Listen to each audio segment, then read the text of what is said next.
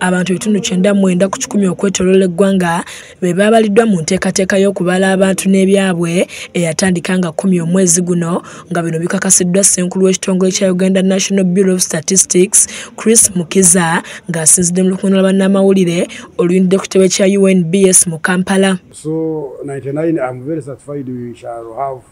And by the way, the 1% remaining, the population is very little. The degree of confidence, the confidence intervals are narrower. So we are very confident that our statistical computation will give the true picture.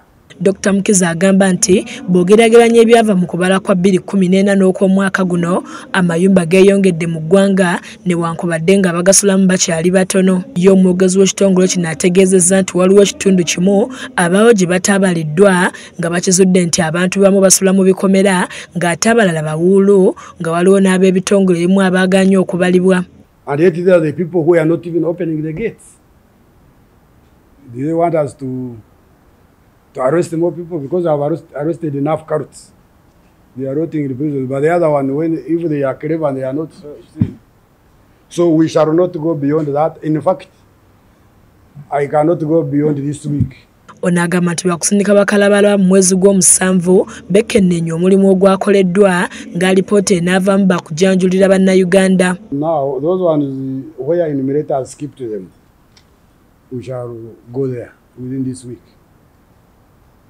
I've prepared all the buses here, all the vehicles, and they're going to be done by our people.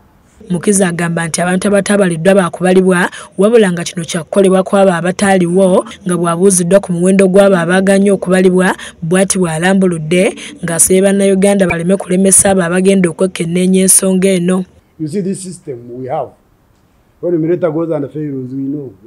It is recorded. We have a cocktail of data. It's not like it's paper, we know.